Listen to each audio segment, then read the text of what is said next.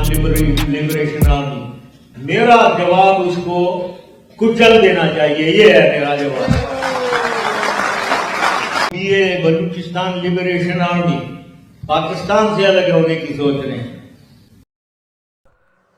पाकिस्तान के पूर्व राष्ट्रपति, बल्कि यूं कहें कि पूर्व सैन्य तानाशाह जनरल परवेज मुशर्रफ का दुबई के एक निजी अस्पताल में निधन हो गया है।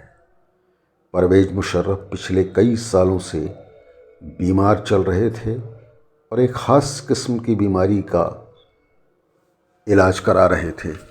दुबई में ही उनका इंतकाल हुआ है और ख़बरें हैं कि सोमवार को कराची में उनको सुपुर्दे खाक किया जाएगा। इसके लिए तैयारियां की जा रही हैं और सोमवार को सुबह विमान का एक ख़ास बेड़ा दुबई रवाना किया जाएगा, ऐसी खबरें आ रही हैं। परवेज मुशर्रफ के दौर को याद करें तो 20वीं सदी का आखिरी दशक पाकिस्तान में परवेज मुशर्रफ के करिश्माई अंदाज में सत्ता संभालने और फिर पतन की ओर बढ़ जाने की एक पूरी कहानी से वाबस्ता है। परवेज मुशर्रफ पिछले कई सालों से बीमार ही थे, लेकिन जब वे पाकिस्तान में सक्रिय थे तो उन्होंने अफ़गानिस्तान ऑपरेशन को लेकर पाकिस्तान के संदर्भ में अमेरिका का पूरा साथ दिया। और यूं कहना चाहिए कि जिन दिनों ओसामा बिन लादेन को अमेरिका ने ढूंढकर पाकिस्तान से निकालकर ऊपर पहुंचाया, वो परवेज मुशर्रफ का ही दौर था। परवेज मुशर्रफ 79 साल की उम्र में इस दुनिया से रुखसत हुए हैं। उनका जन्म भारत में ही हुआ था। परवेज मुशर्रफ के दौर को रेखांकित किया जाए तो ये बात ख़ास तौर पर उभरती है कि कारगिल की जो लड़ाई थी उसके सूत्रधार परवेज मुशर्रफ ही थे।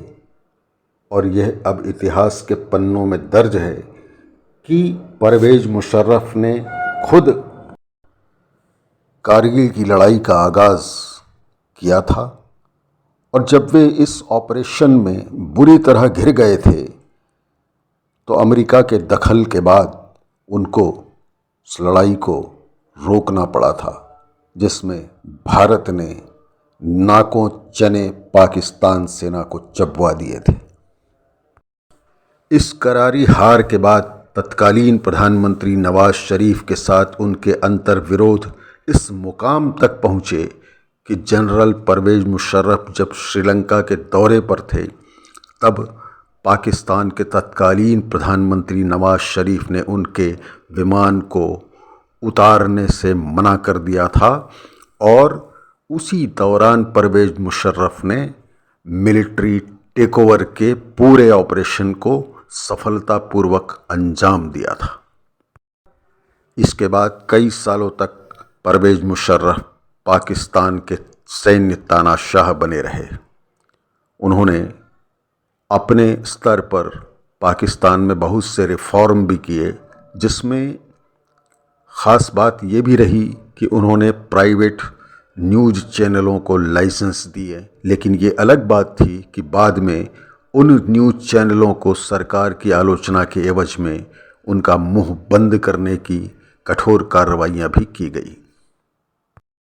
परवेज मुशर्रफ अपनी बेबाक बयानी और साफ गोई के लिए विख्यात थे, लेकिन पाकिस्तान के गले की फांस कश्मीर का मसला उनके लिए एक ऐसी मुश्किल साबित हुआ जिसमें अड़ियल रवैये के कारण बातचीत सिरे नहीं चढ़ सकी और इस वार्ता को अंजाम देने अपनी शर्तों पे बात मनवाने के लिए भारत आए परवेज मुशर्रफ को खाली हाथ लौटना पड़ा था। जिस परवेज मुशर्रफ की पाकिस्तान में तूती बोलती थी, बाद में जब वे दुबई के लिए रुखसत हो गए तब पाकिस्तान की एक अदालत ने उनको मौत की सज़ा सुना दी थी। पाकिस्तान का इतिहास सैन्य जनरलों की तानाशाही से गूंजता रहा है और अयूब खान से लेकर परवेज़ मुशर्रफ तक कई सैन्य जनरलों ने पाकिस्तान की डेमोक्रेसी का बेड़ा गर्क किया, लेकिन परवेज़ मुशर्रफ उदार किस्म के तानाशाह माने जाते थे। ये अलग बात है कि उनके कार्यकाल में जो उन्होंने वायदे किए थे वो पूरे नहीं हो सके।